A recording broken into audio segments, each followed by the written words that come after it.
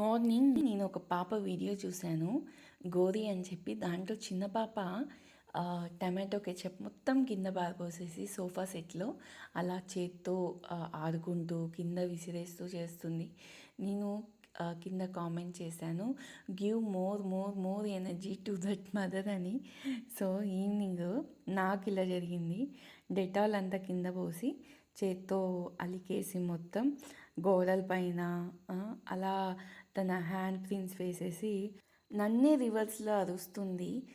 మనం ఏమీ అనుకోవద్దని చెప్పి ముందుకు ముందే తనే అరవటం కానీ ఏడవటం కానీ స్టార్ట్ చేసింది.